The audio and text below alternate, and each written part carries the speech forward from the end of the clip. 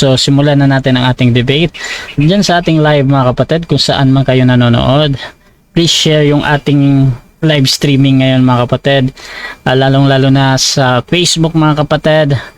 Pwede kayong mag-comment ng @highlights or @followers dahil automatic na magtatag ang inyong mga friends or mga kakilala mga kapatid dito sa ating live. So again, you can comment @highlights or @followers kung meron kayong ganyan.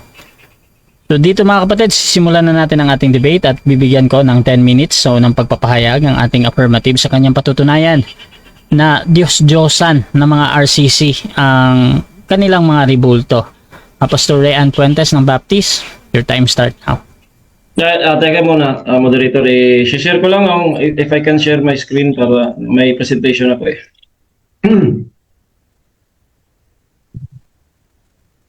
Tingnan natin kung mas-share po. Makikita ba?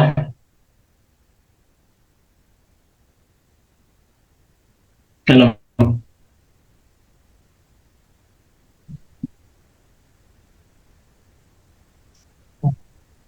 Itong, ano, Parang may harang. Ito siguro. Teka, ano muna natin. Parang mali yung pag-share ko eh. Teka ha. Saglit lang. Share tayo dito sa...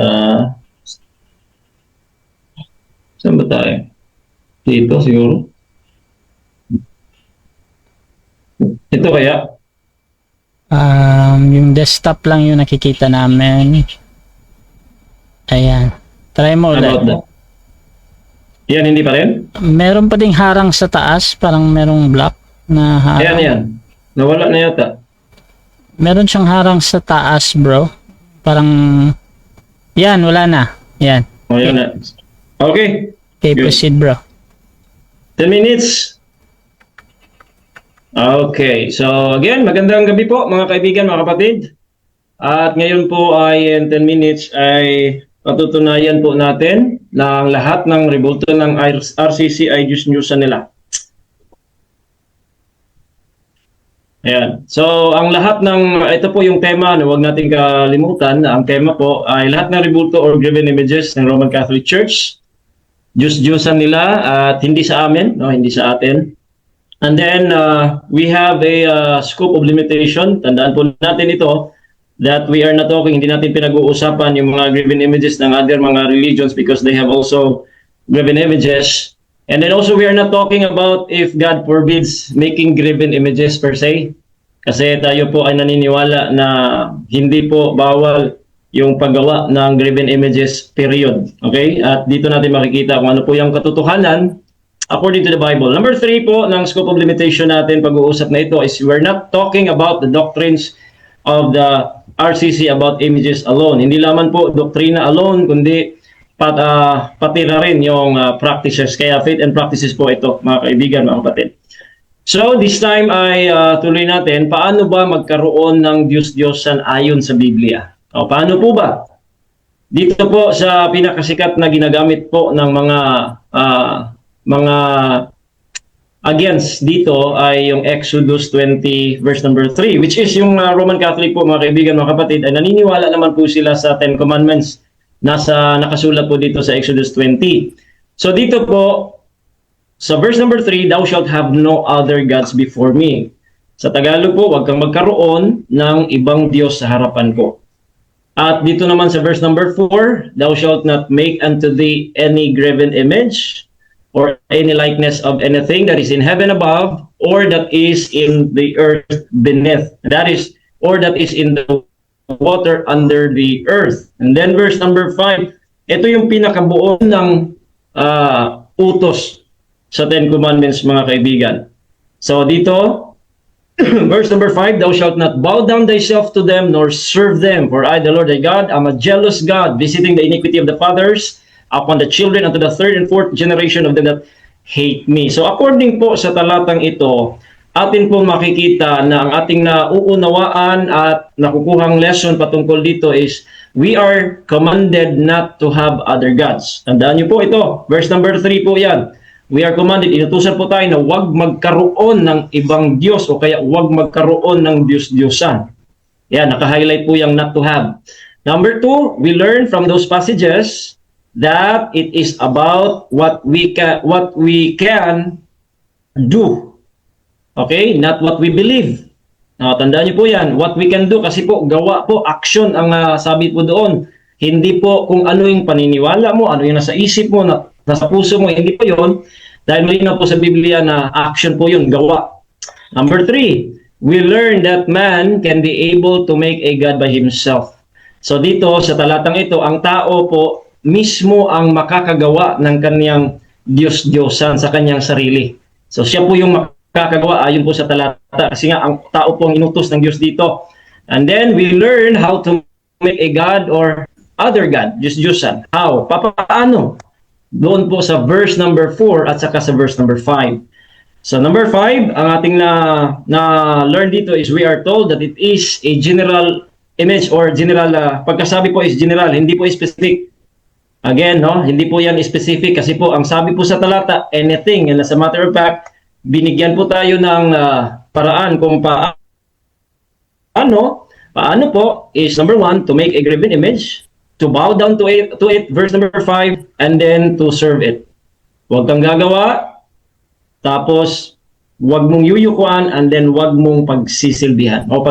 Yan po yung nakasulat. Even sa Douay-Rheims version na siyang translation ng Latin Vulgate na official Latin version or Bible ng Roman Catholic Church, mababasa po natin dyan, verse number 3, thou shalt not have strange gods before me. And then, thou shalt not make to thyself a graven thing, nor the likeness of anything. Napakalinaw po. That is in heaven above, or in the earth beneath, nor of those things that are in the waters under the earth. And then verse number 5, thou shalt not adore them. Adore po ang ginamit, pero bow down po ito.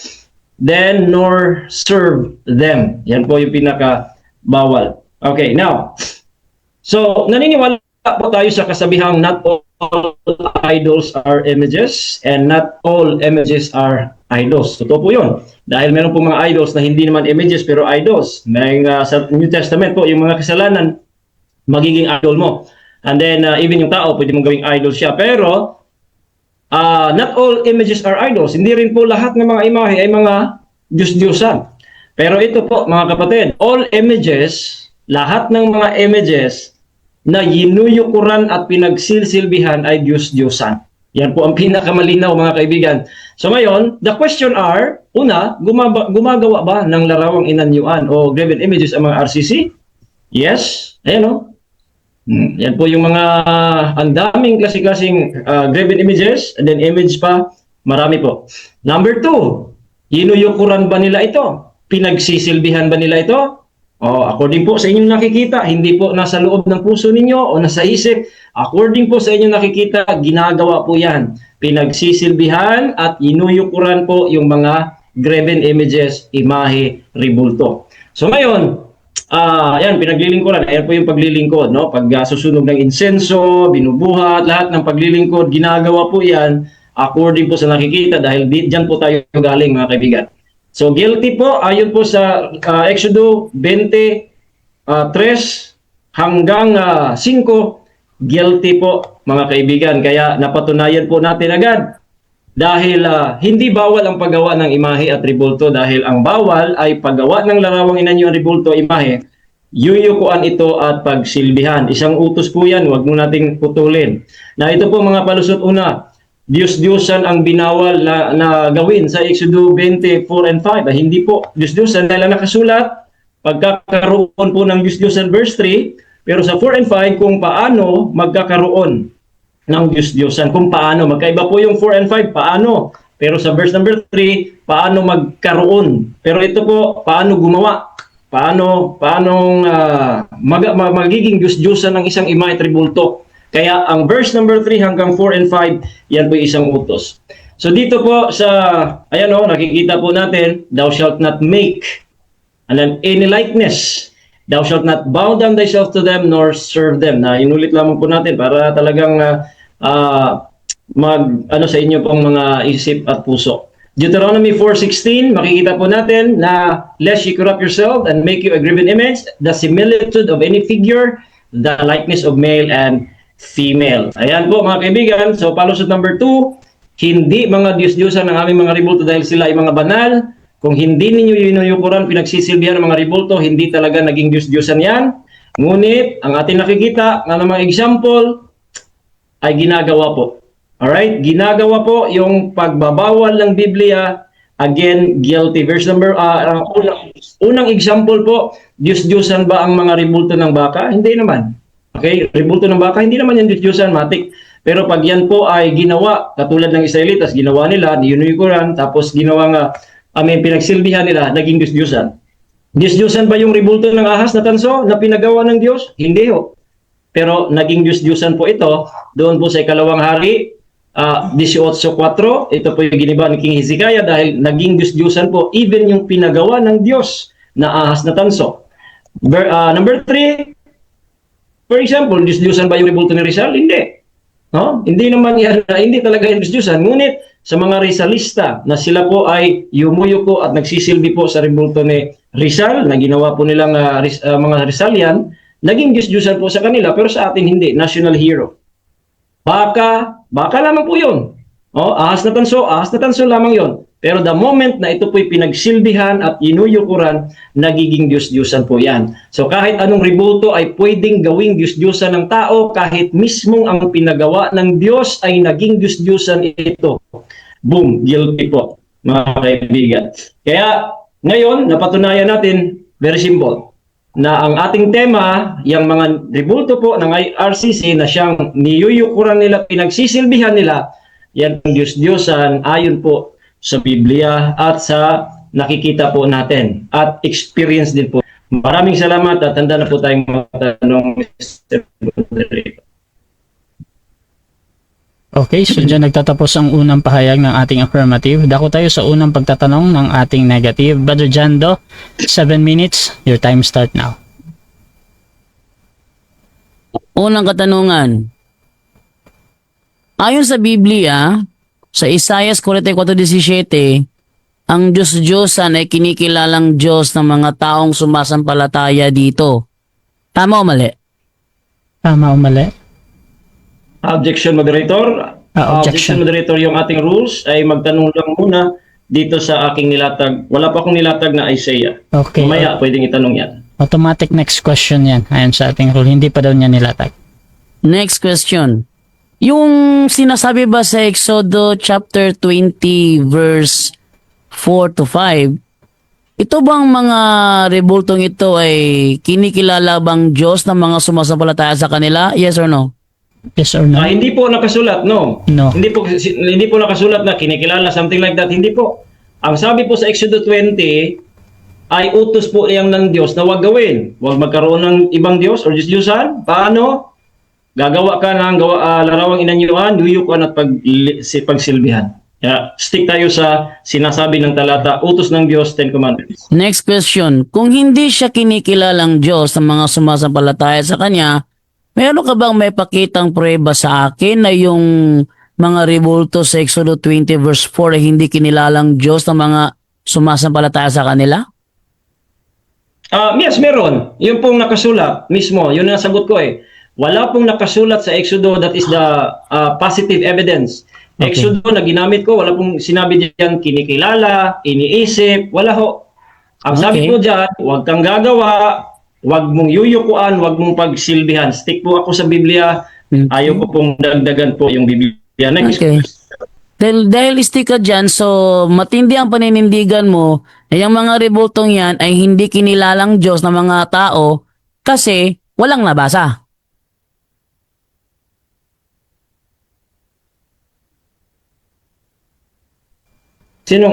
Stop tayo muna, bro Ras, parang, sinong ano dito?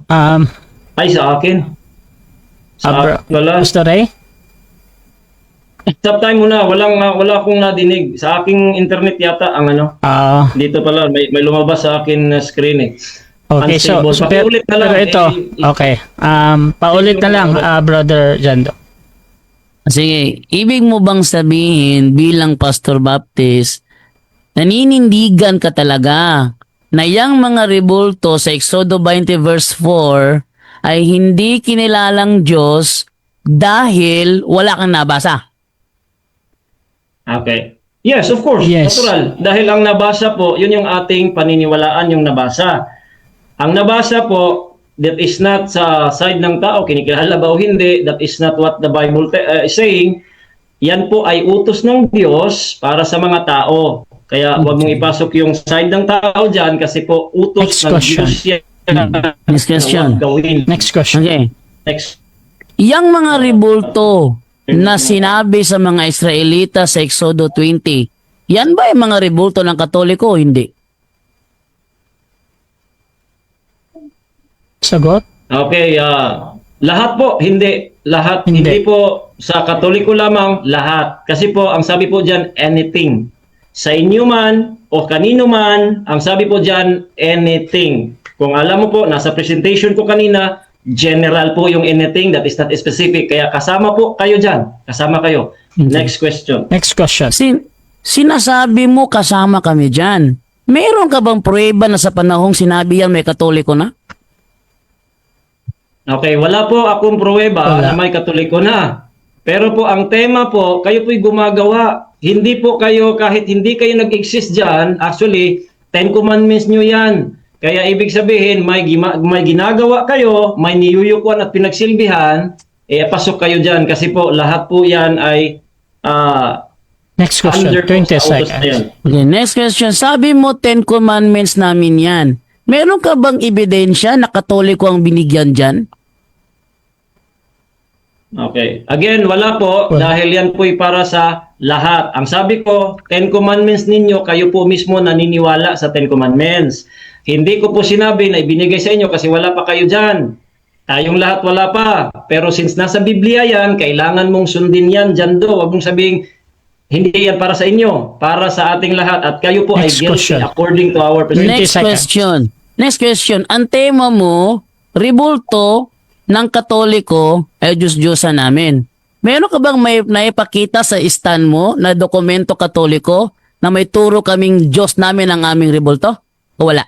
Okay, wala po Wala. dahil hindi po turo ng Katoliko.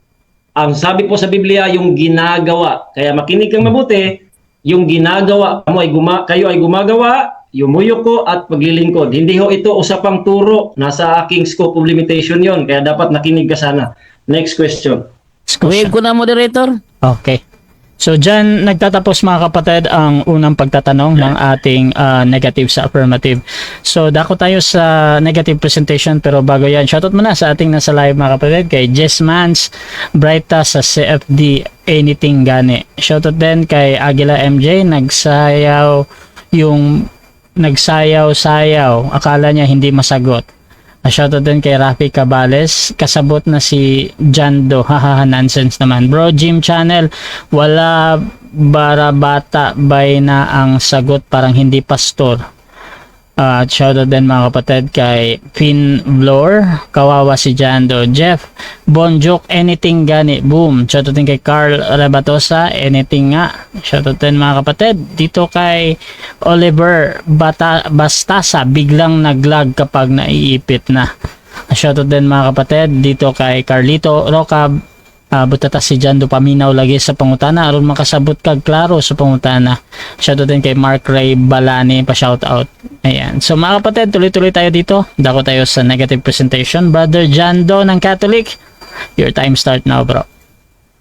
Okay, thank you, moderator. Okay, no? So, ako kasi, ako yung tipo na kapag nakipagdebate, straight to the point. Yung ako yung maraming paligoy-ligoy. Ang tema niya, patutunayan niya na Diyos-Diyosan ng Katoliko ang ating rebulto. Nagtaka ako sa kanya, sinabi niya kanina, naninindigan siya bilang Baptist pastor. Naninindigan siya na yung rebulto sa Exodus 20 ay hindi kinilalang Diyos. Alam niyo kung bakit? Siya lang ang bukod tanging pastor ang nagsabi, naninindigan siyang hindi kinilalang Diyos yun kasi walang nabasa.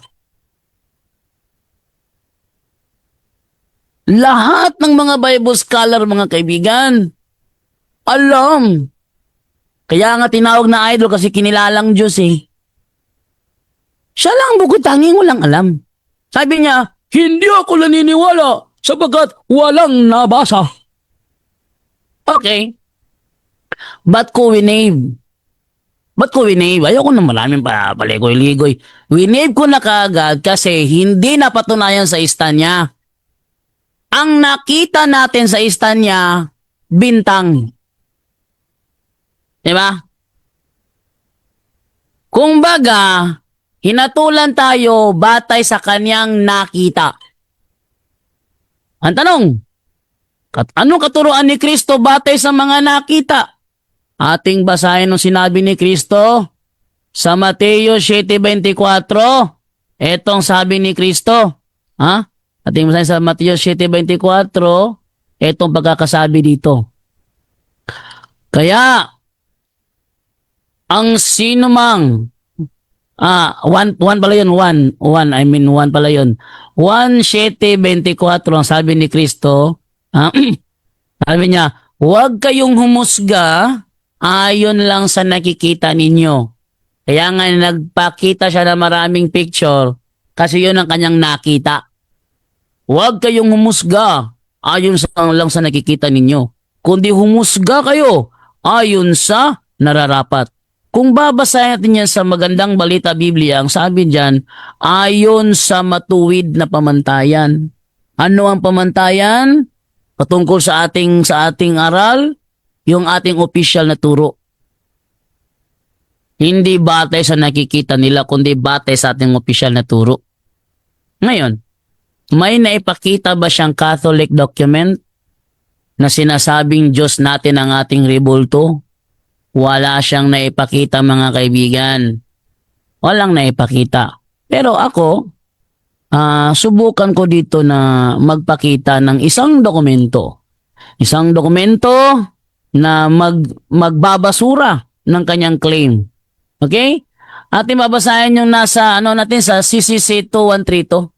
Meron ba akong kopya nung CCC 2132? Double check ko nga kung meron akong kopya nung CCC 2132 kasi baka kasi wala akong kopya. Mahirap na, no? Double check ko muna kung meron ba akong kopya nun. Okay, ano ang sabi sa CCC 2132 based sa official na katuruan ng simbahang Katoliko? Ang sabi ganito, no? The Christian veneration of images is not contrary to the first commandment which prescribes idols.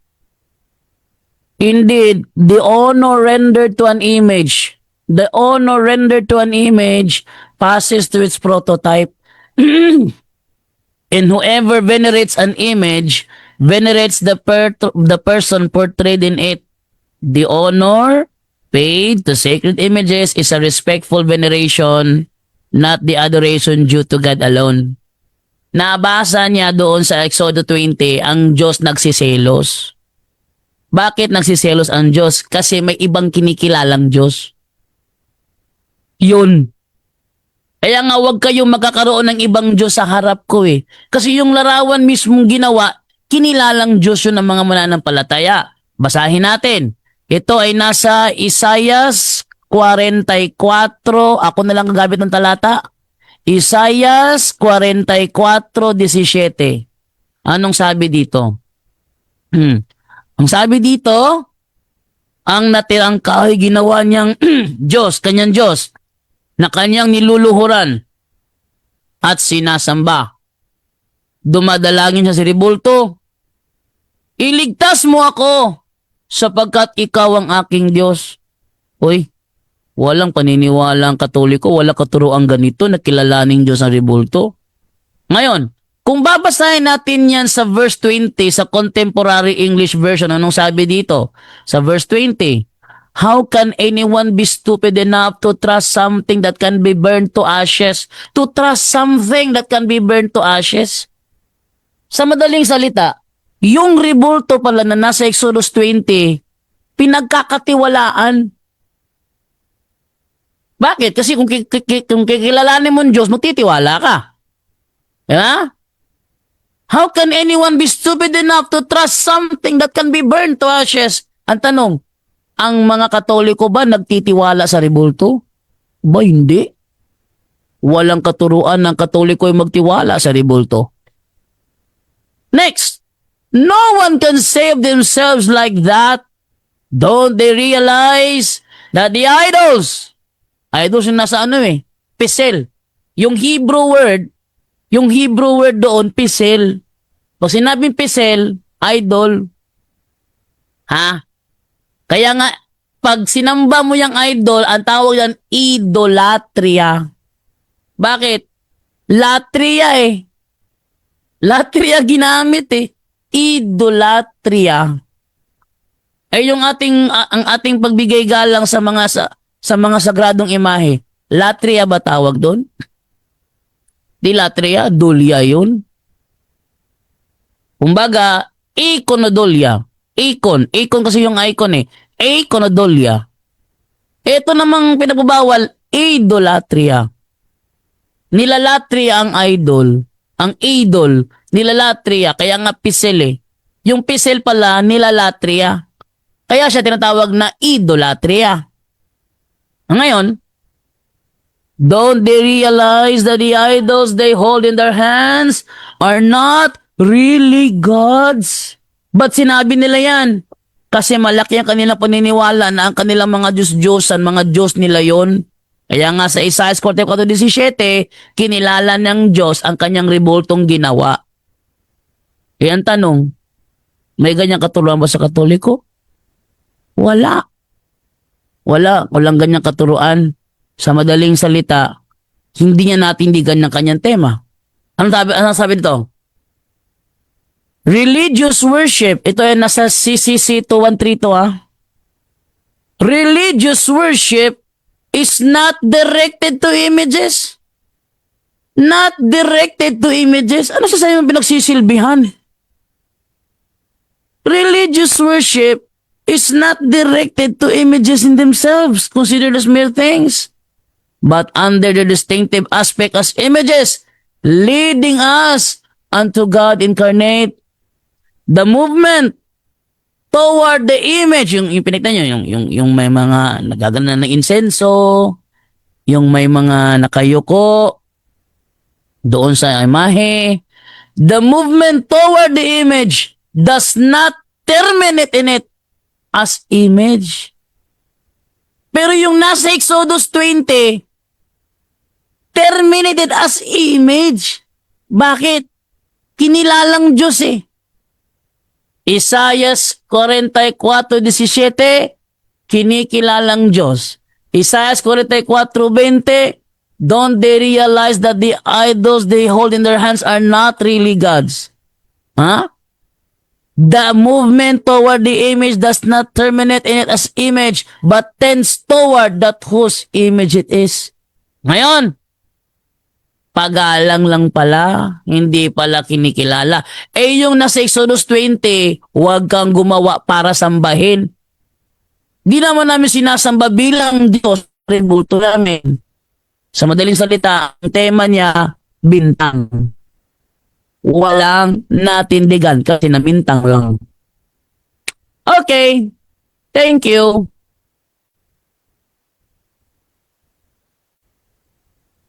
So dyan nagtatapos ang unang pagpapahayag ng ating negative. At dako tayo sa unang pagtatanong ng ating affirmative. Pastor Rean Fuentes ng Baptist, 7 minutes. Your time start now. Okay, ayun po sa iyong presentation tsaka sa iyong tanong kanina about po sa pagkikilala bilang Diyos. Ano pong Tagalog Biblia na mababasa mo po sa Exodus 20 yung pagkikilala bilang Diyos doon? Anong Tagalog Biblia yon? O translation ng Tagalog Bible na nakasulat po na pagkikilala bilang Diyos? Nasa Exodus 20 po tayo. Yun na nga. Nasa Exodus chapter 20 verse 4, huwag kang gagawa. Objection mo na. Time stop. Affirmative and objection. Category po is Bible. Bible translation. Anong pangalan ng Bible translation? Hindi po yung talata. Bible Okay, translation na Tagalog na Biblia na nakasulat po na kinikilala bilang Diyos po nasa Exodus 20 po, moderator. Okay, so nag-object dito dahil doon sa hinahanap mo na translation. Counter objection meron ba? Or hahatol ako? 10 seconds, moderator. Okay, so gagamit dito ng 10 seconds ang ating negative proceed. Okay, 10 seconds. Kasi yung Exodo 20, hindi siya salungat doon sa Isaias 44:17 na kinikilalang Diyos sa mga rebulto. Next question. Next question. Okay, be honest, na nakasulat ba sa Exodus 23 hanggang 5 na yung salitang kinikilala bilang Diyos? Nakasulat o wala? Sulat Hindi wala. siya nakasulat doon. Ang sabi sa Exodo 20 verse 4, upang sambahin. Pag sinamba mo yan bilang Diyos, yun ang idolatry. Kaya nga sa Isaias 44:17, kinikilalang Diyos kasi sinasamba bilang Diyos. Ayun o, upang sambahin. Hindi mawawala yan, upang Next sambahin. question. Next question. Okay, next question. Sabi mo yung vessel is Diyos-Diyosan. Alright. Isa ba sa graven image? Yes or no? Ang pesel, graven image din siya. Pero not all graven image are pesel. Naniniwala ka naman doon. Huwag mo nang pahirapan. Para bang ganito, ang graven image na ginawa ni Moises sa Exodo 25:18, graven image din yun. Pero hindi idol yun. Next question. Next question. Alright. Ayon po sa aking nilatag at sa dinidibang mo na latag ko po sa Exodo 24 hanggang 5, yung bang paggawa, kasi sabi huwag kang gumawa. So yung paggawa ng larawang inanyuan, pagyuko at saka paglingkod, makikita ba yon ng tao? Yes or no? Nakikita yon ng tao, gaya ng nakita nila yung rebulto ng anghel ng kerubin. Nakikita rin ng tao yon. Pero hindi ibig sabihin dahil nakikita ng tao, Diyos-Diyosan na. Kasi yung rebulto ng kerubin, nakita ng tao, hindi naman Diyos-Diyosan. Yung rebulto ng tansong ahas, nakita ng tao, hindi naman Diyos-Diyosan. Oh, yung monumento ng propeta, nakita ng tao, hindi naman Diyos-Diyosan. Oh, next question. Next question. Okay, sabi mo ang rebulto ng ahas at natanso ay hindi Diyos-Diyosan.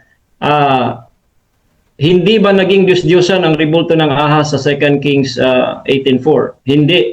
Or naging Diyos-Diyosan o? Naging Diyos-Diyosan siya kasi pinangalanan ni Hustan at sinamba na. Pero ang aming mga rebulto sa Katoliko, hindi naman namin sinamba bilang Diyos. Pero si ni Hustan, kung babasahin mo yung history ni Hustan, Diyos siya ng mga naniniwala sa kanya. Oh, next question. Next Okay, question. next question. Ayon po sa nakasulat, ano po yung ginawa mismo? Ayon sa nakasulat sa talatang iyon. Ano po yung ginawa mismo ng mga Israelitas? Follow-up question yan. Pinangalanang ni Hustan. Una, pinangalanang ni Hustan. Pangalawa, inalayan ng bulaklak. Yung kanilang pag-alin ng bulaklak kasi ginawa na nilang Diyos-Diyosan, pinangalanang ni Hustan. Wala naman kaming ganyang turo. Kaya pasensya ka na, hindi umubra. Next question. Next question. Okay, so yung pag-aalay ng bulaklak para sa iyo paglilingkod, yes or no? No, hindi paglilingkod yon. Bakit? Hindi naman namin kinikilalang Diyos. Samantalang yung tansong ahas kinilala ng Diyos. Kaya nga pinangalanan ni Hustan eh. Sa amin din namin ginawa yan. Kaya no ang sagot ko dyan. Next question. Next question. Alright. Ayon sa talata, huwag kang gumawa ng larawang inanyuan. Yung RCC ba gumagawa, yes or no? Yes, gumagawa ang RCC gaya ng gumawa si Moises. Gaya ng gumawa si Moises. Gumawa si Moises, gumawa rin ng RCC. May problema ba doon? Gaya ni Moises, gumawa siya, gumawa rin kami. Oh, di pareho kami ni Moises. Next question. Next question. Number 2, verse number 5, huwag niyong yuyukuan sila at pagsilbihan sila. Number 1, niyuyukuan ba ng RCC ang kanilang mga rebulto, yes or no? No? No. No? Hindi namin niyuyukuan. Ginagalang. Samantalang, yung pagyuko kasi dyan, fallacy of equivocation yan. Rayan, hindi mo alam? You are doing fallacy of equivocation. Oh, hoy! Fallacy na, nagfallacy na. Next question. Okay. So, yung pong ginawa po doon sa mga Israelitas ay yan po ay sinisindihan po nila ayon sa talata. Hindi po hinalayan ng bulaklak, sinisindihan. Tanong, yun bang mga rebulto po ninyo sinisindihan ng insenso at saka kandila, yes or no? No. No. Kasi hindi pareho ang ginagawa nung mga Israelitas kay ni Hustan sa ginagawa ng Katoliko. Kapag pinareho mo yan, magkaiba ang meaning, fallacy of equivocation yan, Berean. Next question. Next question. Okay, next question. May oras pa ba, Bro Ras? 1 minute and 30 seconds. Okay, pakita ko muna po ito. Nakaano ba? Oh, naglo-loading pa. Loading pa. Okay, nakita mo naman siguro kanina kasi ipapakita ko pa mamaya, Bro Jando. Yung bang nakita po ninyo kanina? Ito, nakita na siguro. Ito po ba, Bro Jando?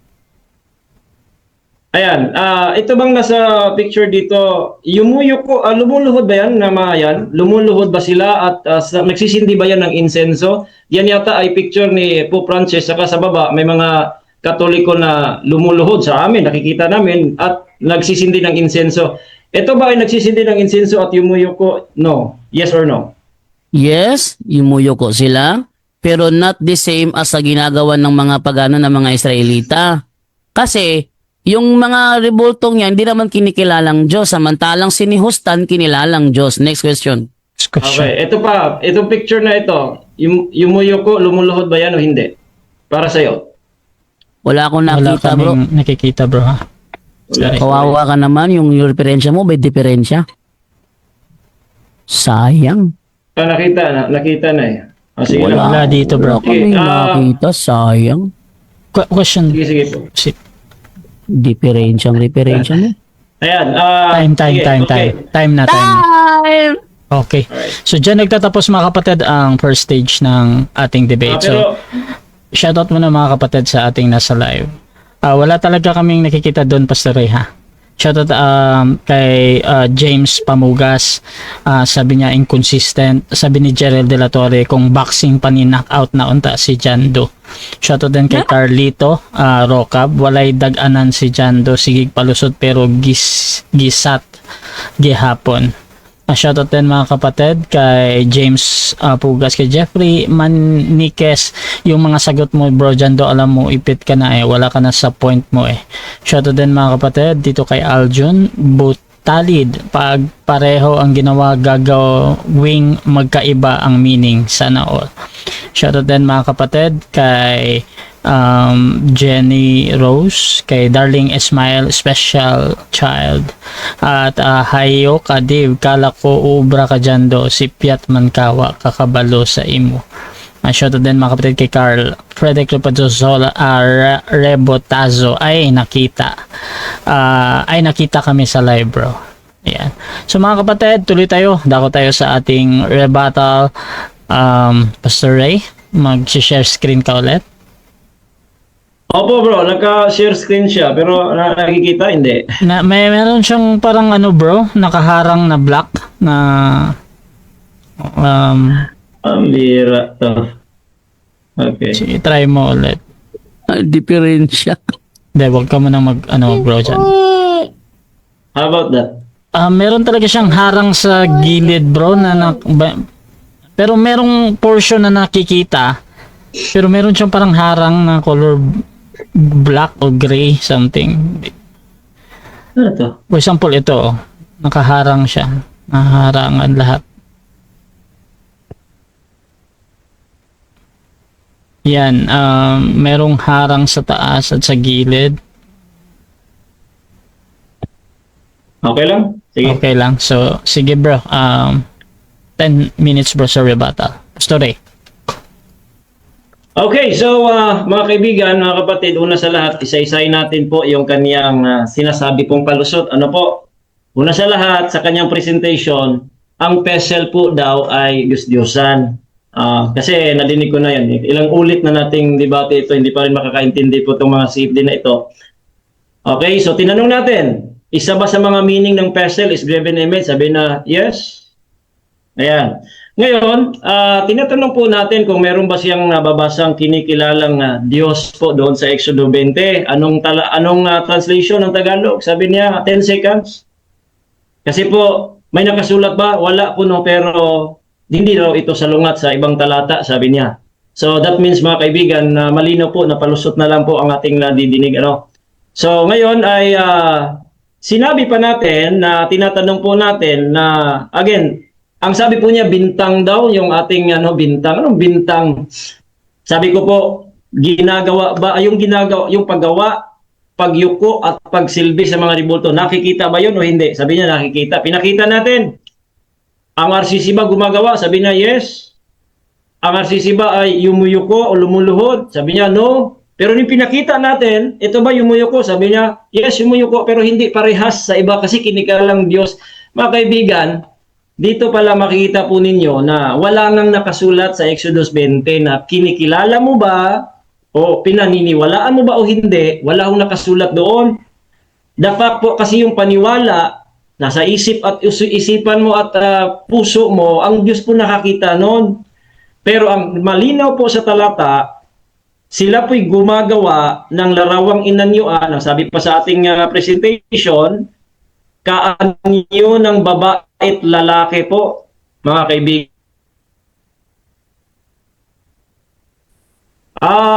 Diyos-Diyosan ba yung tanso na ahas na ginawa ni Moises? Teka, unstable pa. Diyos-Diyosan baga yung ginawa ni Moises na tanso ng ahas? O sabi ko, naging Diyos-Diyosan ba yun? Sabi niya, naging Diyos-Diyosan. Bakit mga kaibigan? Sa presentation ko, pwedeng gumawa ng Diyos-Diyosan ang tao. Paano? Ayon sa talata, gagawa ka ng larawang inanyuan, yuyukuan mo at pagsisilbihan mo yun. O ito ba ay nag-iinsenso? Ito ba ay sinisindihan niyo ba ng insenso? Nag-aalay ba kayo ng bulaklak? Yes, pero hindi raw yung isang insenso, no. Pero yung pag-aalay ng bulaklak kanina, sabi niya yes, pero iba daw sa iba mga tao kasi kinikilalang Diyos. Mga kaibigan, wala nga sa talata yun. Kinikilala mo ba o hindi? Kasi gusto mo magpalusot niyan eh. Hindi ka makakalusot kasi sa Exodo 20 kasi action. Ang sabi pa, ano pa ang ibang palusot? Wala kaming dokumentong ganyan. Wala kaming turo. Regardless sa turo po ninyo kasi wala namang kriminal na aamin eh.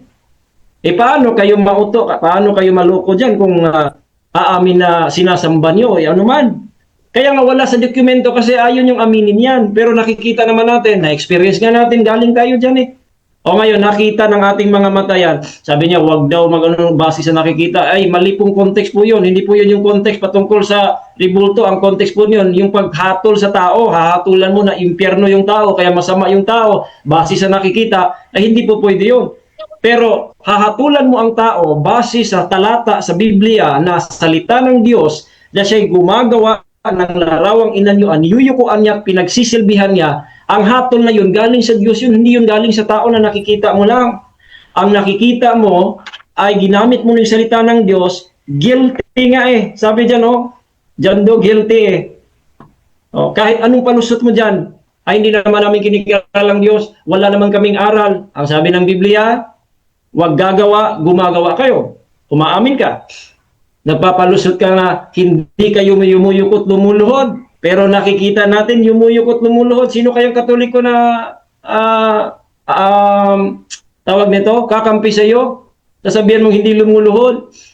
Ang mga honest na Katoliko, lumuluhod sila, pero yung kanilang isip at puso, doon daw na sa Diyos sa langit. Aaminin nila yan. Ngayon lang ako nakadinig ng isang CFD na nagsasabing hindi daw yumuyuko. Pero nung pinakita ng picture, sabi niya, yes, yumuyuko yan. Pero hindi naman yan pareha sa kanila dahil kinikilalang Diyos.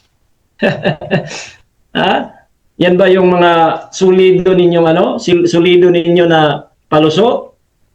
Ngayon, ano pa yung mga palusot niya dito? Yung pagkikilala pa rin, doon pa rin sa ibang talata. Wala nga yun doon, mga kaibigan. Kasi nga gustong magpalusot ng mga tao dito. Pero dito sa Exodo 20 ay hindi po. Again, kayo po ay naniniwala ng Ten Commandments. Kaya yan po ginagamit natin para sa inyo, hindi po para sa amin. Kasi nga, again, sabi mo, para sa sagot mo, gumagawa naman si Moises eh.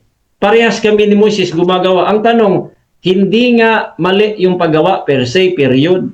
Ang mali po, yung ginagawa mo, tapos pagsisilbihan mo at yuyukuan, yun yung mali para sa ano ninyo. Kaya kung parehas kayo ni Moises na gumagawa, parehas ba kayo ni Moises na yumuyuko at nagsisilbi po sa rebulto? Pakita mo sa akin, isang talata, magkatoliko ako. Si Moises, yumuyuko at lumuluhod doon sa rebulto na kanyang ginawa. Tingnan natin mga kaibigan. Kasi po, yung rebulto ng Kerubim po mga kaibigan, hindi po yan parehas sa rebulto ng Romano Katoliko. at sa mga ibang mga pagano dahil yung dalawang kerubim na yan, meron po yung literal na presence ng Diyos sa gitna na doon makipagtagbo si Moises kaya merong Ark of the Covenant. Hindi naman Ark of the Covenant ginagawa po ninyo. Ano po yung nakasulat po dyan? Yan po presentation natin, Diyos-Diyosan ba yung mga ribulto ng baka, ng ahas na tanso? Hindi nga Diyos-Diyosan eh. Pero pagka yuyukuan mo yan at pagsisilbihan, magiging Diyos-Diyosan mo yan. Yung mga baka, Diyos-Diyosan, hindi naman yan. Tapos, sabi pa natin, anything. Tatanungin natin yan ito mamaya kasi sabi niya, specific eh. Pero sabi sa talata, anything. Bakit po anything mga kaibigan? Kahit sa kanyang Duway Rems version, nakasulat po anything, kahit ano. Kahit ano. Kaya para po sa inyo, para po sa aming pagmamahal sa inyo, kasi po sa Revelation 21:8, pupunta kayong impyerno lahat ng mga idolaters. Pupunta po dyan. Aming pagmamahal po sa inyo, ito tatanungin kita mamaya, kung okay ba sa inyo, didinggin ba kayo ng Diyos kung kayo po ay yumuyuko, manalangin kayo, sasamba kayo, na walang mga ribulto? Didinggin ba kayo ng Diyos? Kasi kung wala, bakit hindi nyo maiwan-iwan yung kasalanan na yan? Ang linaw-linaw po, nakikita po natin, na-experience natin yan, mga kaibigan. Paano pa natin yan, may debate pa ba dito kung hindi na mapapalusot pa mga tao dito? Bakit? Ito ba mga taong ito, sila ba talaga ito? What if bibigyan tayo ng ribulto na katulad nito? Bibigyan ka ng ribulto. Yung magre-represent, sabi niya paggalang, yung pagre-represent ng tao, for example, si Jando, meron siyang imahe sa Facebook, yung imahe niya mismo magre-represent sa kanya kasi imahe niya. Hindi pwede yung imahe ko tapos sasabihin niyo ito si Jando, hindi ho. For example, bibigyan tayo ng ganitong imahe. Payag kayo? Ganyang imahe. Papayag ba kayo kung ganyan ang imahe natin? Sino ba ito? Hindi lang makikita, may harang eh. Papaliliitan natin. Ayan papayag ba kayo? Bibigyan ka ng ganyang imahe? Bakit? Kasi hindi po magre-represent yan kung hindi mo nakita ang tunay na mukha nila. Ngayon, paano naging Diyos-Diyosan? Kasi po niyuyukuan at pinagsilbihan. Kasi ang sabi ng Biblia, napakalinaw po. Ang sabi ng Biblia, huwag kang magkaroon ng ibang Diyos. Sa verse number 4, binigyan tayo ng karunungan kung paano magkaroon. Paano? Okay? Huwag magkaroon ng ibang Diyos. Yun yung utos. Pero nilinaw po sa 4 and 5 kung paano. Paano ba? You will make a graven image. Ano pa? Yuyukuan mo, pagsisilbihan mo. Yun ang nangyari sa ahas na tanso. Bro Jando. Tapos sasabihin mo pa parang hindi ka familiar sa 2 Kings 18:4. Anong inaalayan ng bulaklak doon? Sabi doon, anong nakasulat doon? Pinagsindihan po nila. Iba pa yung pagtawag ng pangalan. Hindi yun yung pagtawag per se, hindi ho. Dahil ang utos po ay yung pong paglilingkod, yung pagsisindi, paglilingkod po yun. Sabi niya, hindi eh. Paglilingkod po yun, mga kaibigan. Yun lang ang nangyari na kahit ang pinagawang ahas na tanso kay Moises, sinira at giniba yun. Bakit? Sabi dito, for unto those days, the children of Israel did burn incense to it. Ayan burn incense lang eh. Naging Diyos-Diyosan po nila. Ayan burning incense. Ang bihira. So lahat ng mga palusot po, palpak, hindi po pwedeng lulusot talaga. Kahit anong palusot po niyo. Okay, so dyan nagtatapos ang rebuttal ng ating affirmative. Dako tayo sa second cross ng ating negative. Brother Jando ng Roman Catholic Church. 7 minutes. Your time start now. Ang sabi sa Exodus 20, huwag kang gumawa ng graven image. Ang tanong, gumawa ba si Moises? Yes or no? Yes, gumawa si Moises Yes. ayon sa utos ng Diyos. Ang tanong, si Moises ba kayo? Inutos ba kayo? Ba't kayo gumawa? Ang daming utos kay Moises. Isa doon yung paggawa. Pero hindi yun kayo. Kaya bakit kayo sasali kay Moises? Hindi naman kayo si Moises eh. Next question. Next question. Next question, sabi mo, hindi kami si Moises. Kami ba ang mga Israelitang pinagbawalan? Yes or no? Hindi. Israelita nga eh. Pero yan ba ay para sa lahat? Yes. Naniniwala nga kayo sa Ten Commandments. Tapos sasabihin mo, kayo lang nun. That is the immediate context, pero it is for all people.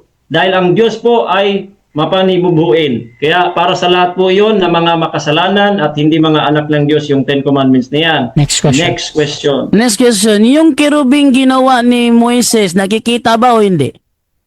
Ay, nakikita talaga yon. Kaya nga, yung paggawa kay Moises may purpose yun at hindi yun purpose sa inyo. Para yun sa arka. Wala naman kayong arka of the covenant eh. O ngayon, nakikita ba? May literal presence pa ng Diyos yun. Inutos pa mismo. Ang problema sa iyo, sino nag-utos sa inyo? Sino nag-utos? Next question. Next question, nung ang mga Israelita ay nagpatira pa sa harapan ng kaban, nandoon bang kerubin sa ibabaw? Objection muna, moderator. Time stop. Objection. Affirmative, ano yan? Kulang po yung ano nasa kerubim ba yung ibabaw ng ano, saan, ganun po. Pakilinaw po yun. At least. Clarification yan, bro. Pero depende yan sa kabilang panig. Clarification, yan. Yung ibabaw daw yung kinaklarify ni Pastor. Saan ibabaw? Saan? Ulitin ko, moderator, ha? Okay, Para so malinaw sa kanya. Nung nagpatira pa ang mga Israelita sa harapan ng kaban, nandoon ba ang kerubin sa ibabaw? Yes or no? Okay. Yun lang, bro. Yes, nandoon po Yes. sa ibabaw ng arka. Pero hindi lamang po ang kerubim nandoon, kundi yung literal presence ng Diyos nasa gitna. Exodo 25:22, numero 7:89. Nagsasalita pa yon.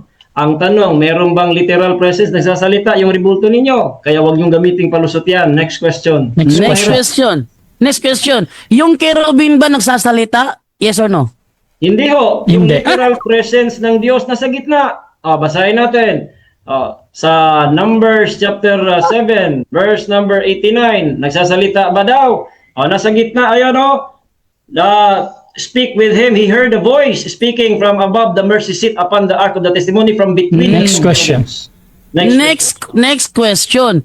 Yung tansong ahas ba nung yun ba tumingala ba doon yung mga nakagat ng ahas nung panahon sa tansong ahas? Tumingala ba sa doon? Yes or no?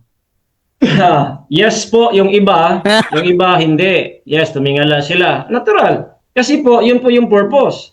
Pero ang tanong kasi doon, bakit naging Diyos-Diyosan? Pinagawa pa ng Diyos, naging Diyos-Diyosan eh. Paanong paraan? Sinisindihan, pinaglilingkuran. Katulad sa inyo, pinagsisindihan po, pinaglilingkuran. Next question. Next question. Yung tansong ahas pinangalanang ni Hustan at sangayon ka doon. Yung aming baribulto pinangalanan, yes or no? Yes, pinangalanan. Daming Yes. pangalan eh. Black Nazarene, Santo Niño, ano pa? Sige. Immaculate Conception, si Maria. Maraming tawag eh. Parehas po ka, tinawag po niyo Maria, Cristo, ano pa, Black Nazarene. Okay. Maraming tawag. Parehas lang talaga kayo. Next question. Sabi mo pinangalanan. Ano ang ipinangalan namin sa imahe ni Maria? Okay, ang pinangalan, Maria. Pinangalanan niyo Objection, Maria. moderator. Time stop. Objection, negative, ano? Maliwanag ang tanong ko. Sabi niya pinangalanan daw namin ang ribulto. Ang tanong ko, kung pinangalanan, ano ang ipinangalan namin sa imahe ni Maria? Okay. Kung sabihin Maria kasi yung Maria, pangalan yun ng nilarawanan. Okay. Sabi niya, ang larawan mismo ang pinangalanan. So ang tanong ngayon, ano ang ipinangalan namin sa larawan ni Maria? Okay. I think nag-object ka doon sa pagsagot. Pastor kasi- Ray. Kasi mo nang sagot niya eh. Okay na. Pastor Ray, auto-objection or? Yes, alam mo po, moderator, ang tanong ano, tapos sinagot ko yun. Kaya kailangan mong tapusin yan. Okay, so judgment ng moderator, again, ang importante sa akin yung tanong lang naman, ang tanong dito ay ano daw yung pangalan. Ngayon, ang sagot niya dito ay Maria. Now, even that is true or not, it follows or not, mga kapatid. Sa moderator, valid question pa rin yun. Proceed ka, Pastor Ray, Maria ang pangalan. Yes, Maria, marami. Pinutula ko eh. Meron pang Birhen ng Fatima. Ano pa? Ang dami eh. Dito pa sa Birhen sa Rigla. Marami pong katawagan, mga kaibigan. Kaya nasagot ko po yun, moderator. Next question yung mahirap talaga. Next question. Next question. Sabi mo, hindi kinilalang Diyos yung nasa Exodus 20. Sabi ni Charles John Ellicott, Bible scholar ng Protestante, Sabi niya, while in the rest of the ancient world there was scarcely a single nation of or tribe which did not make it to itself images of the gods. Sangayon ka ba sa sinabi ng Bible scholar na yun ay images of gods? Yes or no? Hindi ho. Hindi Hindi. po ako sangay sa lahat dahil ang aming reference po, ang aming standard Biblia. Wala po sa Exodus dyan na sinabi pong kinikilala, something like that, kinikilala o kaya pinaniniwalaan. Wala po. Paggawa ang sabi, huwag kang gumawa, Okay. huwag kang yuyoko, huwag mong pagsilbihan. Next. Mali ang sinasabi mo. Next question. Next Next question. question. Isa pang Protestant Bible scholar na si Albert Barnes ang nagsabi. Sabi niya, as the first commandment forbids the worship of any false god. Sangayon ka ba sa sinabi niya na false god na tinutukoy sa Exodus 20 verse 4? Yes or no? No po sa No. 4, pero yes sa 3. Kasi sa 3 po yung gods, nakikita po yon, masusulat po yon 3. Kaya 3, 4, and 5 isang utos yon. Sa 3, false god, kasi nga gods, maliit eh. Diyos-Diyosan ngayon, wag magkaroon. Pero paano magkaroon? Nasa 4 and 5. Next question. Okay. Next question, nakakadalawang Bible scholar na ako, pangatlong Bible scholar, si Matthew Paul naman. Sabi naman niya, yung nasa verse 4 na revolto on or in the earth, yung or in the earth, as of man, beasts and creeping things which the Egyptians and other Gentiles worship as gods.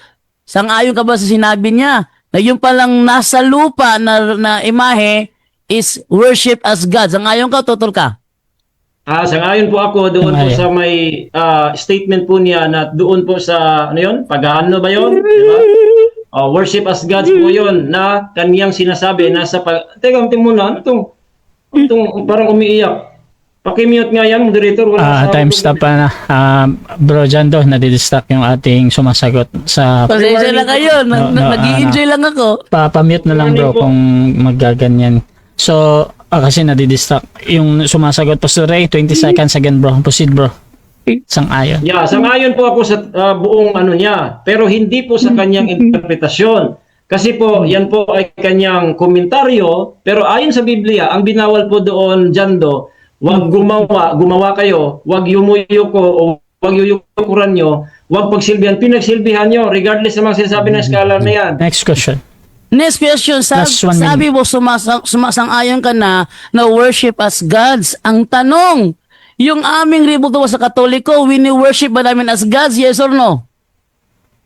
Again, yes sa Yes. atin pong nakikita. Kasi po, ayon sa talata, gumagawa kayo, niyuyukuan ninyo, pero yung sinasabi ng scholar, yung mga paganong hintil daw. Kaya nga hindi nga kayo sinasabi niya. Pero sa Biblia po ay malinaw, gumagawa kayo, yumuyuko, paglilingkod. Kaya in that sense, yes. Next question, sabi mo yes. Meron ka bang may pakita sa amin na Catholic document na turo namin na aming kinikilalang Diyos ang aming ributo? O wala kang may pakita? Wala po. Dahil hindi po patungkol sa Teka, pambihira talaga.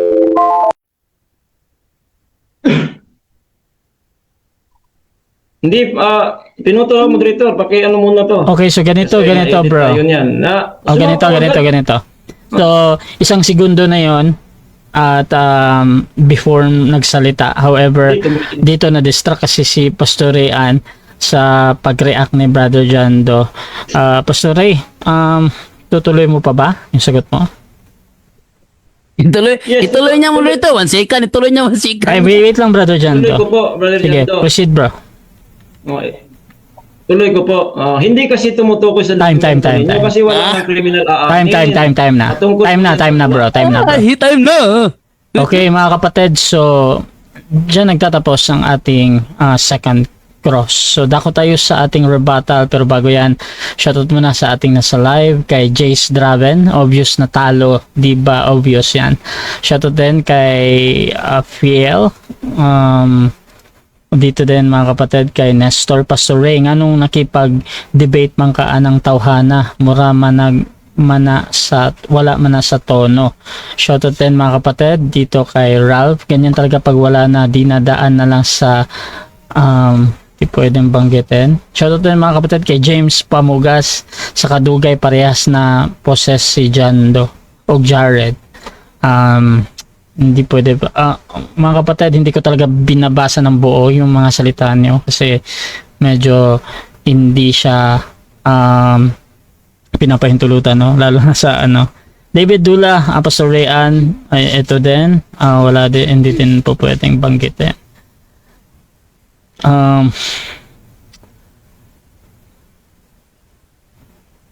Jeriel. Okay mga kapatid, ang dami nyong comment na hindi ko talaga pwedeng banggitin dahil meron dong parang panglalait. So mga kapatid, tuloy-tuloy tayo dito at dako tayo sa ating rebuttal. Brother Jando, your time start now. Okay, mga kaibigan, ako'y tuwang-tuwa at na-enjoy ako kasi binawi niya lahat. Binawi niya lahat. Yung mga tanong niya sa akin, tinanong ko sa kanya, pareho kami ng sagot.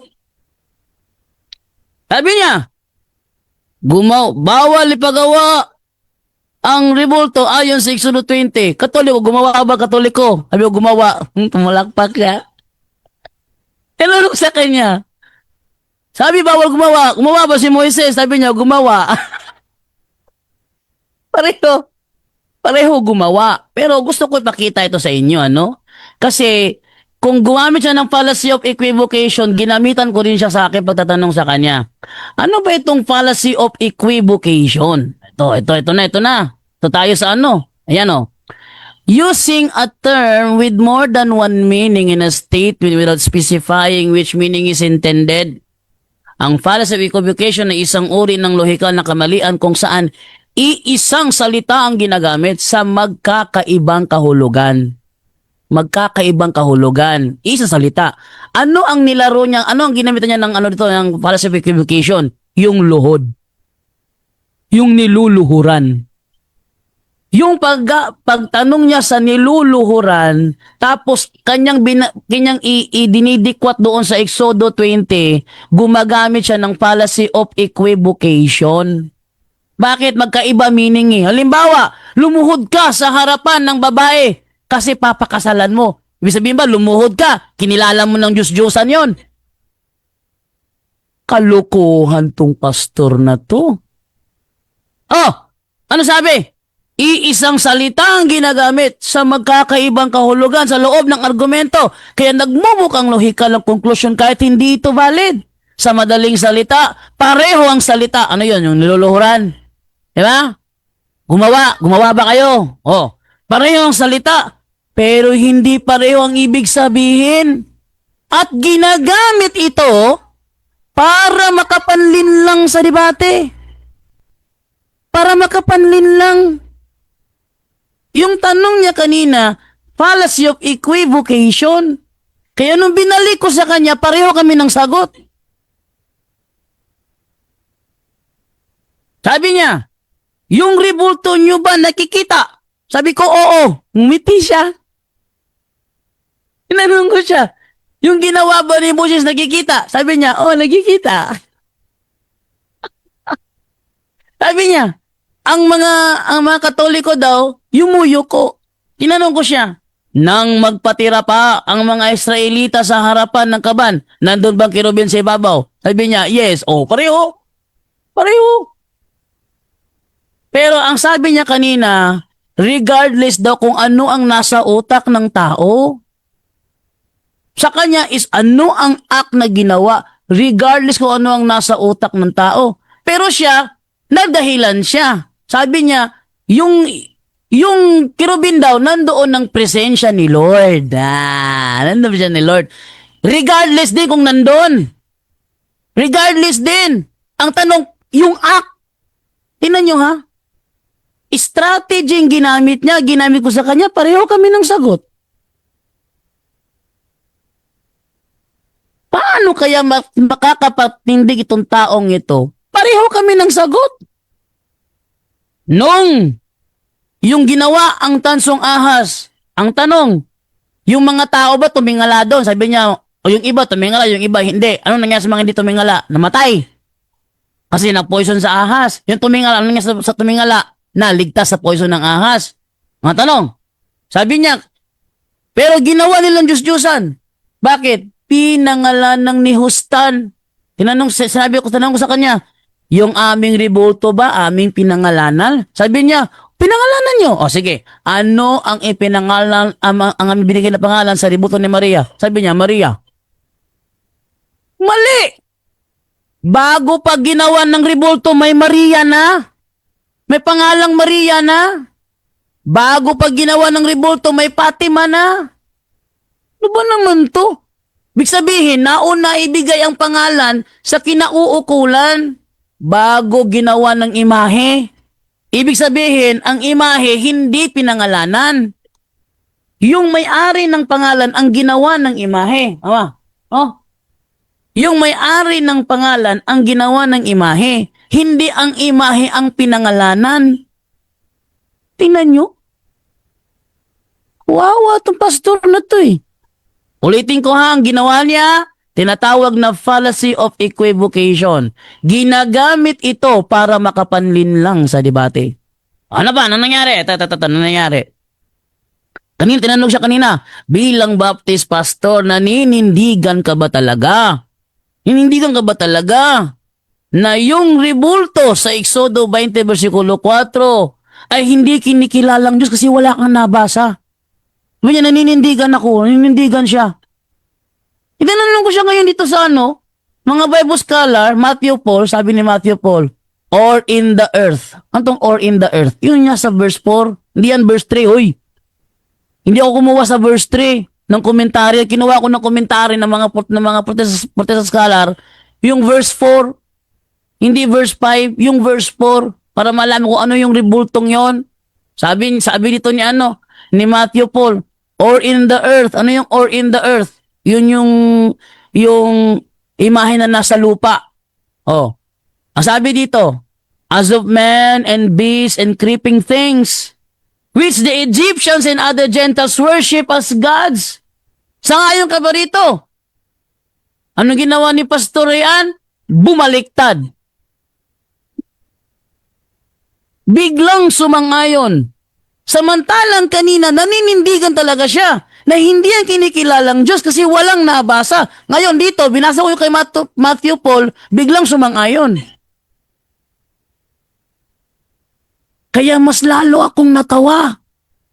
Kasi sumangayon na siya. Ganina, todo deny.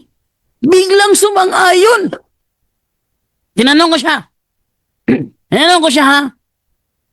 Dahil sumang-ayon ka na yun pala kinikilalang Diyos. Tanong, meron bang katuruan ng Katoliko na ang aming rebulto ay aming kilalanin Diyos? Sabi niya, yes. Yes daw. Dahil nag-yes ka, meron ka bang maipakitang dokumento? Huy, topic mo yan. Dapat naghanda ka. Meron ka bang naipakitang dokumento? Catholic document na may turo kaming kilalaning Diyos ang aming rebulto. Sabi niya, wala akong mapakita. Sino ba naman hindi mapapasaya sa tuwa? Siyempre, nag-enjoy na ako, mga kaibigan. Pasensya na kayo, ha? Nilampaso ko yung pastor nyo! Ha? Natuwa lang ako. Ano sabi ni Ano sabi ni John Gill sa Gill's Exposition of the Entire Bible? Or that is in the earth. Yung parang yung verse 4. Yung kinuhanan ko ng komentary, verse 4, hindi verse 3. Or that is in the earth beneath. Ano daw yun? Yung nasa earth beneath? Yun ba yung mga santo ng Katoliko? Sabi ni John Gill, as oxen, sheep, goats, cats, dogs, such as were the gods of Egypt. Tingnan nyo ha. Yung binasa niyang verse 4, ang tinutukoy doon, mga hayop. Ibinabato sa atin, hindi naman mga hayop yung ating mga rebulto.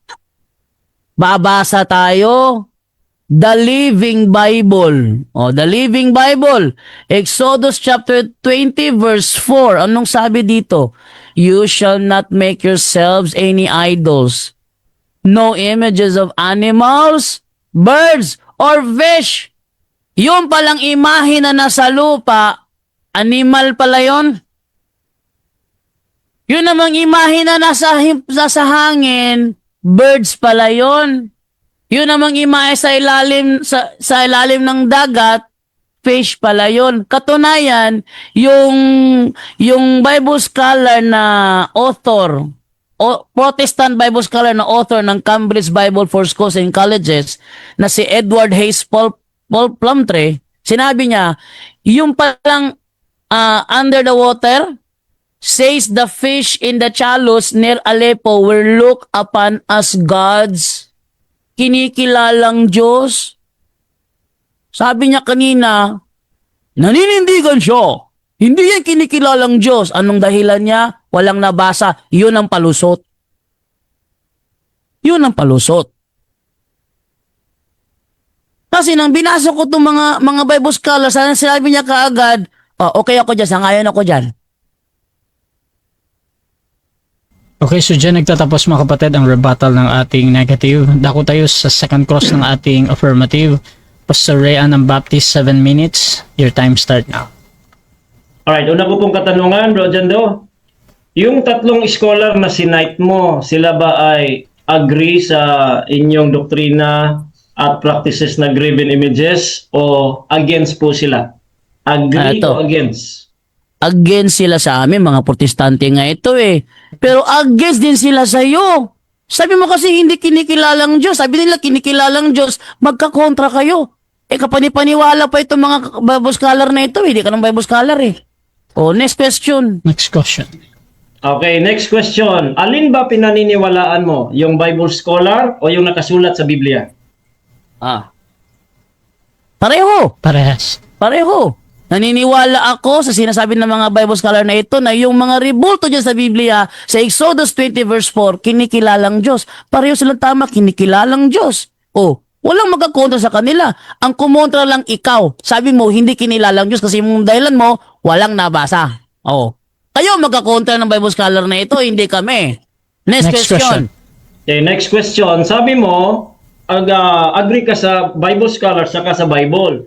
Tapos sabi ko kanina, tinanong kita kung against ba sila sa inyong rebulto o ano yung mga scholar na yon. Tanong, dahil yung mga scholar na agree ka, so agree ka ngayon sa aral ng inyong hindi inaagrihan ng mga scholar. Agree ka ba sa mga scholars na sinite mo na against sila sa mga aral at practices ng rebulto ng Romano Katoliko? Agree ka? Yes or no? Objection, moderator. Objection. Time stop. Proceed. Fallacy of false dilemma ang ginagawa ni Rayan. Kawawa naman, nakakahiya to. Okay. So, Fallacy of false dilemma, moderator. Sasagot ako ng 10 seconds kasi fallacy of false dilemma. Okay, Wala okay. akong... false dilemma nun. Strawman fallacy pala, strawman fallacy. Wala akong sinabi kasi na na ginamit ko to kasi sumasangay sa aming rebulto to. Wala akong ginamit ng strawman to. Strawman. okay, so ang objection dito ay strawman fallacy. So, Tapos, 10 seconds. wait lang ha. Counter po, counter. So, ipa-counter muna natin tapos ibigyan natin yan. Proceed. Okay. Hindi po strawman fallacy po, moderator. Kasi po aking tanong, kung siya ba'y agree, ang scholars ba agree sa kanya, sa aral niya, o hindi? Sabi niya, hindi raw, against daw. Sabi ko, agree ba siya sa, alin ba inaagrihan niya? Bible ba o scholar? Sabi niya, both. So ang tanong ko, simple, hindi po yan. Alam naman natin, nag-aaral naman tayo ng fallacy. Huwag tayong ano-anuhin sa fallacy. Hindi po strawman fallacy po ang tanong kasi wala pong tanong na strawman fallacy. Okay. Okay. So, judgment muna natin dito mga kapatid. So, ang judgment natin, any observation sa kabilang panig naman, hindi ko hahatulan yan either that is strawman or not.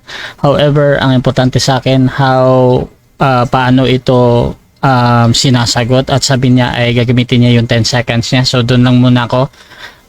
Brother Jando, proceed bro. 10 seconds. Magkakontra si Rayan at ang mga Bible scholar na ito kasi sabi ni Rayan hindi daw yung kinikilalang Diyos, sabi nila kinikilalang Diyos. At hindi ko sila ginamit para sabing sumasang-ayon sa aming mga rebulto. Next question. Okay, next question. Alin po ang nakasulat sa Exodo 23 hanggang 5, Bro Jando? Documents o action? Alin po doon yung nabasa sa Biblia mismo? Objection, hindi ko magiging sa tanong niya. Ano yan? Documents o? Paulit na lang, paulit. Sige. Ulitin natin. Time stop. Okay. Ang nakasulat po ba sa Biblia, Exodo 23 hanggang 5, ito ba'y tumutukoy sa documents? Ang pinagbabawal ba doon, documents o action? Documents ba daw o action ang pinagbabawal doon? Parehong documents at action yun eh. Proceed. Kasi documents naman yung ano eh, yung Exodus 20 documents yon, pwede gamitin as doctrine yon, na meron din silang action. So pareho yung documents and action. Pero hindi nga tugma sa amin yan eh. Kasi di naman mga hayop ang aming mga rebulto eh. Hayop at tinutukoy dyan, sabi ng mga Bible scholar, mga hayop yan oh. Oxen, question. sheep, goats, cats, dogs. Next question. Next question. Ayon po sa aking latag, Deuteronomy chapter 4 verse 16. Nasusulat ba doon the image or similitude of male and female? Sa Douay Rheims version, nasusulat ba doon similitude of male and female? Nasusulat hindi. Nasusulat similitude. Pero yun ay hindi naman, wala sa aming mga simbahan. Yun ito mga kay Diana, kay Astaroth. Wala namang kaming Diana at Astaroth sa aming simbahan. Kaya nga ang tawag dyan, fallacy of equivocation. Fallacy of equivocation mo, Pastor, fallacy of equivocation. Next question. Next question. Okay, next question po. Yun bang inyong Santo Niño tsaka Maria na tinatawag na rebulto, similitude of male and female ba? Yes or no? No! No. Hindi. Hindi similitude kasi yung nasa Deuteronomy 4:16, mga Diyos-Diyosan yon. Hindi nagpapakilala sa mga tunay na being. Samantalang yung sa amin, totoo. Totoong may Santo Niño, totoong may Maria. Wala namang Dayan, wala namang Astaroth na totoo. Kaya mga peke, kaya hindi similitude yun. Peke yan nasa Deuteronomy, tunay yung nasa amin. Next question. Next question. Ano pong ibig sabihin ng similitude? Pareho. Similitude. Pareho. Ibig sabihin, yon Diyos-Diyosan yun, sa amin hindi talaga pareho. Kaya hindi similitude. Next question. Next question. Okay, kung pareho ang iyong kahulugan ng similitude, so meron ba kayong mga rebulto na kapareho sa babae at lalaki? Meron, wala? Wala kaming rebulto na kapareho kay Diana, kapareho kay Astaroth, kapareho kay Kamos, kay Moloch. Wala kaming ganung rebulto. Next question. Next question. Okay. Yung rebulto po na inyong mga santos, like for example kay ano yun, yung bata, si Pedro Calungsod, si Santo Niño, Maria, yan ba'y babae o lalaki? Yes or no? Hindi yan babae, hindi rin yan lalaki. Mga rebulto nga eh. Samantalang yung kay Astaroth, yun ay mga rebultong peke. Kasi hindi naman yung mga totoong tao eh. Si San Pedro Calungsod, totoong tao. Si Astaroth, hindi. Si Maria, totoong tao. Si Diana, hindi. Kaya hindi talaga pareho. Huwag mong parehuin. Fallacy of equivocation ginagawa mo. Fallacy of equivocation yan. Next question. Okay, tanong. Ano po ang ibig sabihin na nakasulat sa Exodus 20 verse 4 and 5 o verse 4 sa Douay Rheims? Ano ibig sabihin ng salitang anything? Anything na Diyos-Diyosan. Sabi nga ni Matthew Paul dito, ni Matthew Paul, ito ay kinikilala ng mga Gentiles as worship as gods. Oxen, sheep, goats, cats, dogs. Sabi ng The Living Bible, animals, birds, or fish. So hindi talaga pareho. Kung parehuin yan. Next Alright. question. Last Alright. 1 minute and 20 seconds. Okay, yun bang yinuyukuan, yung mababasa letra por letra sa inyong Bible, Biblia namin? Yung mababasa, ang yinuyukuan ba doon sa arka ay yung arka o yung cherubim? Yung mababasa letra por letra na yumuyuko saan? Sa arka o sa cherubims? Pareho. Parehas. Kasi nung sila yumuko sa arka, nasa ibabaw yung cherubim. Kaya kasama yung cherubim doon. Hebreo 9:5, nasa ibabaw yung cherubim eh. Hindi naman inihiwala yung cherubim doon eh. Kaya pareho. Next question. Next Okay, question. ang tanong ko po, mababasa sa Biblia, letra por letra, verbatim, sabi mo parehas. Anong talata na yung mga Israelitas yumuyuko sa cherubims? Anong talata yun? Nasa Josue 7:6 na yung mga Israelita nagpatira pa sa harapan ng kaban. Sinabing kaban, Hebreo 9:5, nandoon ang cherubim sa ibabaw. Hindi mo isang talata lang. Mayroong cross-reference sa Hebreo 9:5, nandoon ang cherubim. Kaya huwag mo paghiwalayin yan.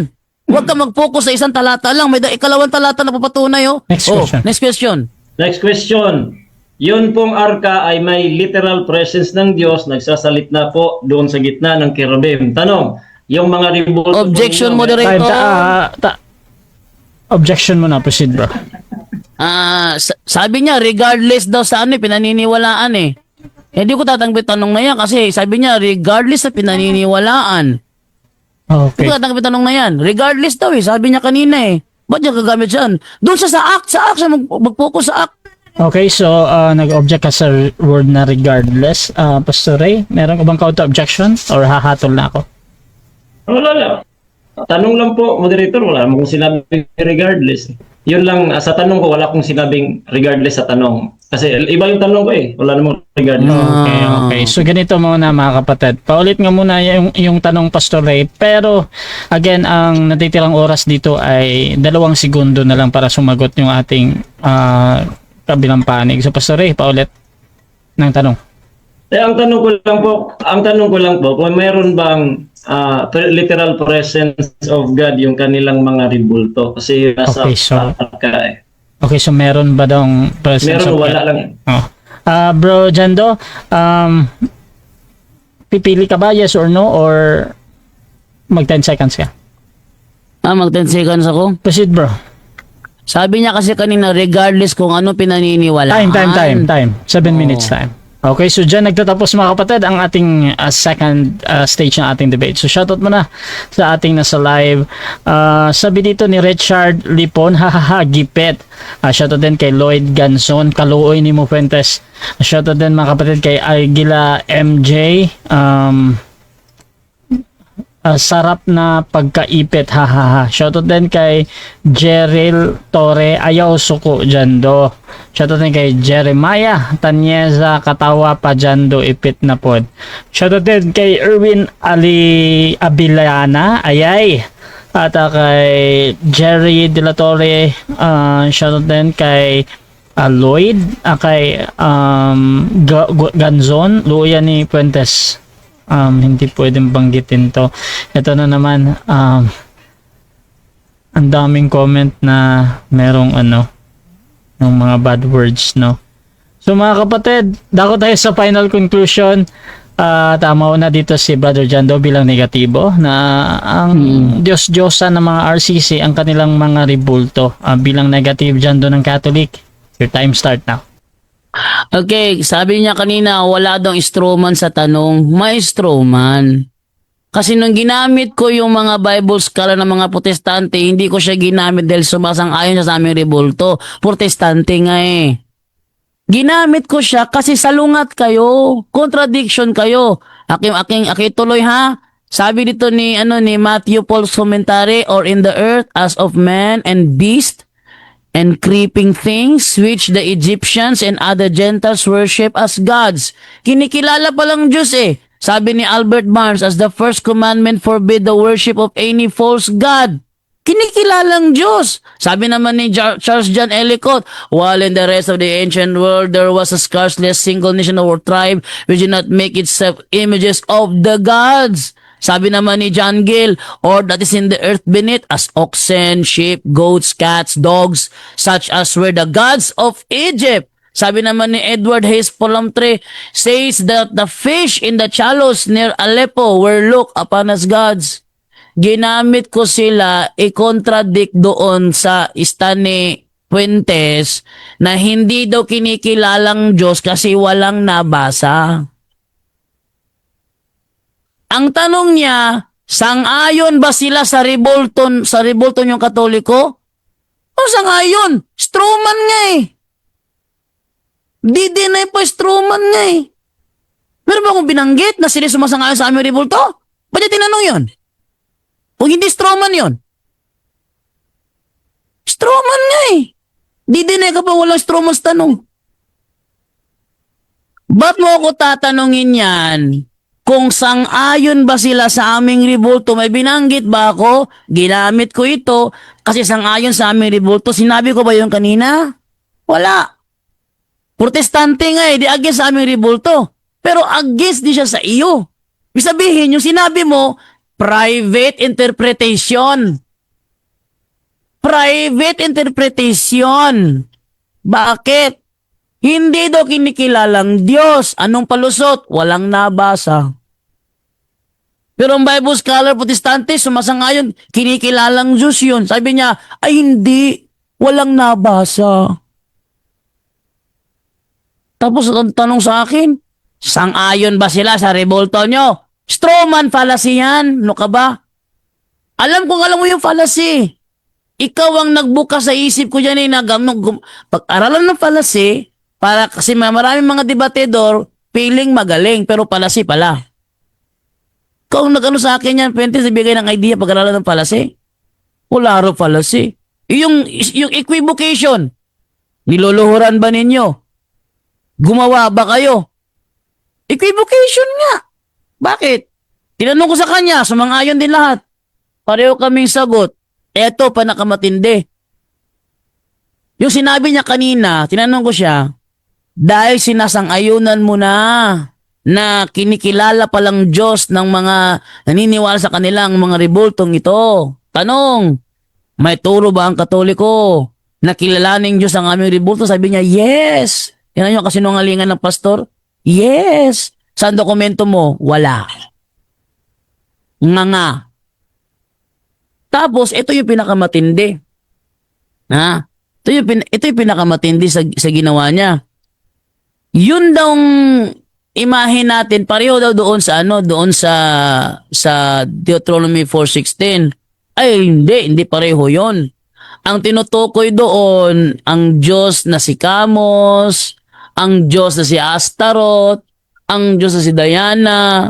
Wala kaming ganyan.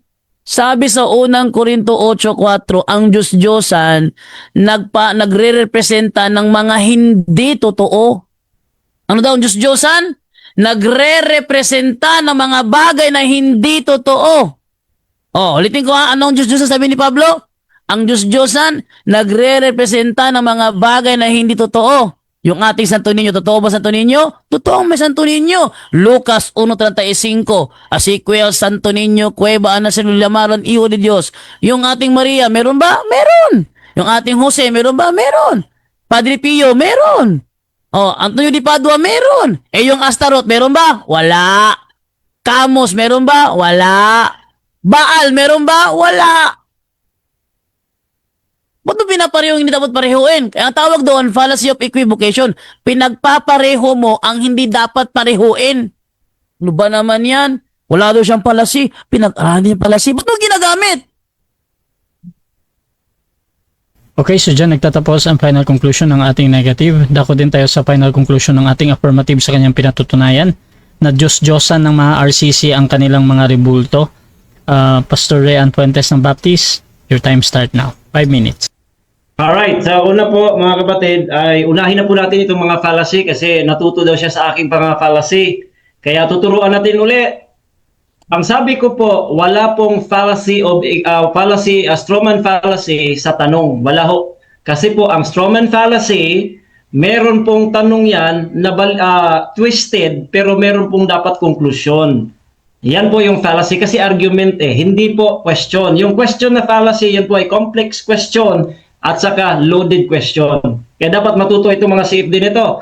Walang tanong per se tapos tatawagin mong strawman fallacy. Hindi ho argumento po ang strawman fallacy, hindi po question. Para sa kalaman yung mga CFD. Number 2, fallacy of equivocation. Para at least meron lang siyang ma-mention na fallacy pero hindi po naintindihan. Fallacy of equivocation, oo, tama yon na isang salita parehas, pero magkaiba ang gamit. Saan po ang parehas doon sa worship at saka pagluhod? Hindi naman yon parehas na salita hindi niya alam. Yung pong fallacy of equivocation mga kaibigan, for example, parehas po na kneel o kaya bow down, pero magkaiba po ang meaning doon. Parehas na salita. Ang sa kanya, yung worship at saka bow down, fallacy of equivocation. Pamira to. Ito, sabi niya, yun daw mga scholar ay agree daw, against daw sa kanyang mga rebulto, pero bakit natin ginamit? Kasi nga, against sila sa iyo. Pero, bakit mo inaagrihan? Sabi ko, ano ba agrihan mo? Bible o Bible scholar? Sabi niya, both. Pambihira.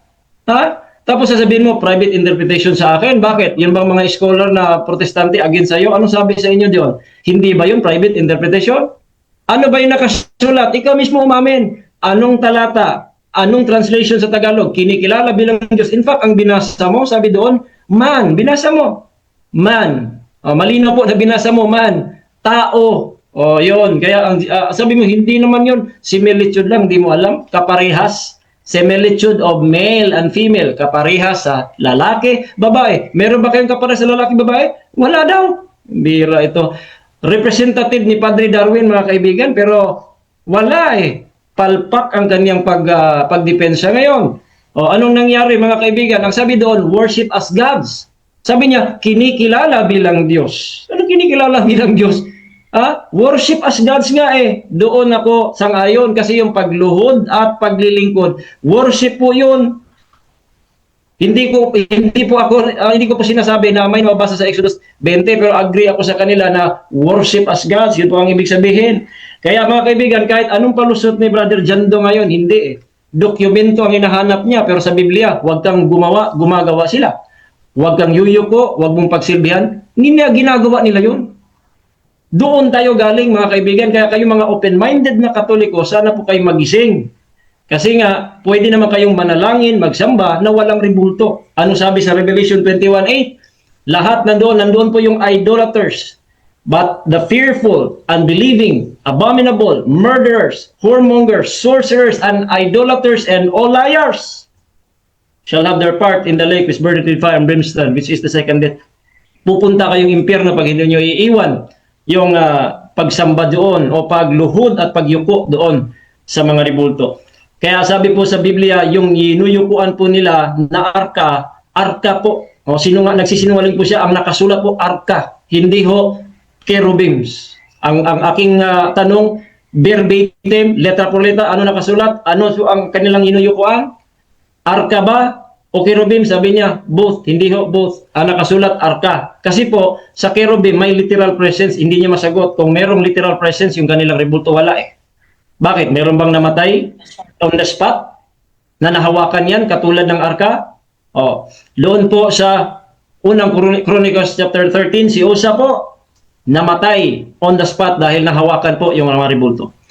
Kaya ito po mga kaibigan, ngayon, kailangan po itong sila po itong mga open-minded, kami po nanawagan sa inyo, mahal po namin kayo mga Katoliko, kaya repent and believe the gospel. Aminin po ninyo ang kasalanan na yan, you trust the Lord Jesus Christ as your Lord and Savior, tatanggapin mo sa pamamagitan ng pananampalataya, pero you have to repent and believe the Lord Jesus Christ, and thou shalt be saved, sabi ng Biblia, at hindi kayo mapuntang impyerno. Kailangan po ninyo maligtas, at iiwan po ninyo ito pong kasalanan ng idolaters, mga kaibigan.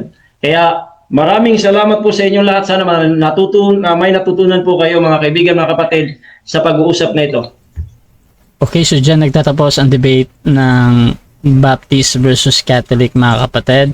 So before natin end yung ating live, syempre gusto ko muna kayong bigyan ng time magpasalamat sa lahat ng audience. So tapos na yung debate ninyo. Purong pasasalamat na lang ito. Nahin natin si Pastor Ray. Maraming salamat po sa lahat ng mga Romano Katoliko present, nanonood live, at sa mga makapanood pa sa debating ito. Ito po ay pag-aaral side by side. Kaya salamat po sa inyong oras ngayon, at sa mga makapanood pa nito. Mahaba man, pero pagtiyagaan niyo po, mga kaibigan. Pinapasalamatan ko po una sa lahat ang ating dakilang Diyos at tagapagligtas na nagbigay po sa atin ng salita ng Diyos, ang kanyang salita para maging aming batayan ngayong gabi na ito, pinag-usapan, at amin pong naipahayag yung bawat isa sa amin.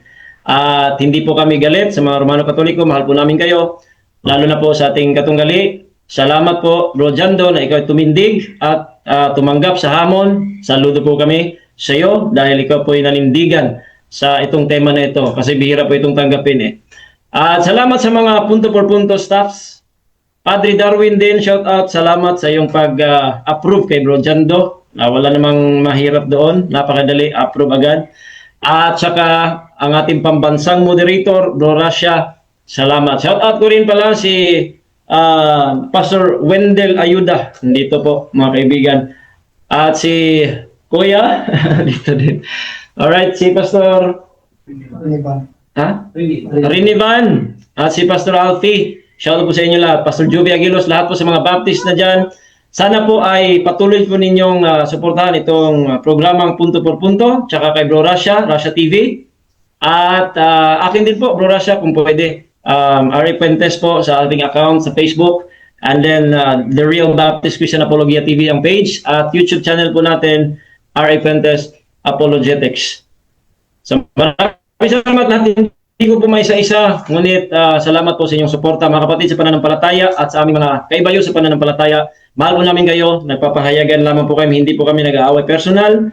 Aming rason lamang po at saka pananampalataya ang ating pinag-aralan ngayong gabi na ito. Maraming salamat. To God be the glory. Great things He has done. Thank you for the free gift of salvation.